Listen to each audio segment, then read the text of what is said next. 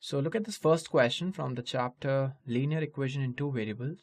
It says that the cost of a notebook is twice the cost of a pen, and this situation needs to be represented using the standard equation, the standard linear equation in two variables. So how would it go? Well, there are many ways to represent it, but I'll just speak of two methods. Basically two different ways to just write down the same thing. Suppose you assumed that cost of a notebook is, let's say, rupees X. Okay, and let's assume that cost of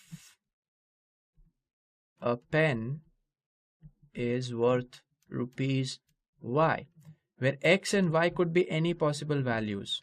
We don't know what the nature is, right? They could be decimals, that is, they could be rational numbers, or they could be just whole numbers, anything.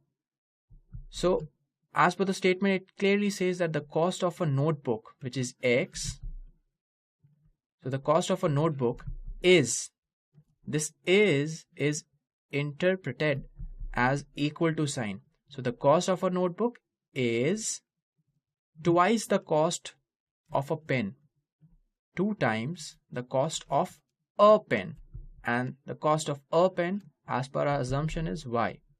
So this is one way of writing it. Let me write that again. It's simply X equals to 2Y.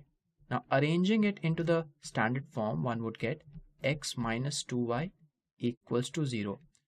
Well, if you quickly compare it with the standard form, which is AX plus BY plus C equals to 0, you would quickly tell that the standard values of A is 1. If you just compare it, the coefficient of X is A, which is 1, the coefficient of Y, which is B, is minus 2, and the constant term is 0.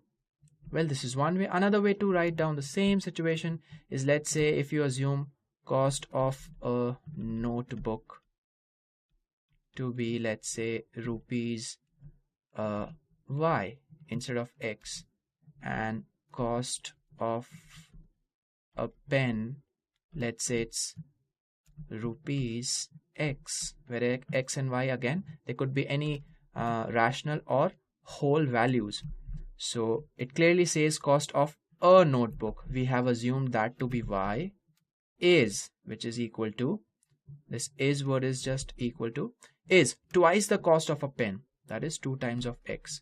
If you rearrange it, you would get 2X minus Y equals to 0. Again, quickly comparing it with the standard form. Comparing it with the standard form, that is, in the right hand side, we always have zeros.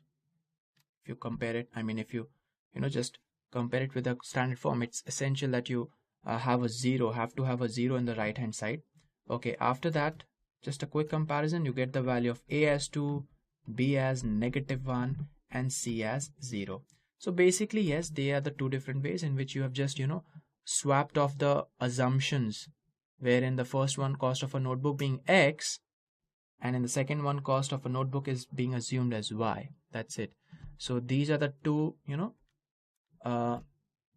statements, I would say, mathematical equations, this one and this one in the red rectangle that I've made.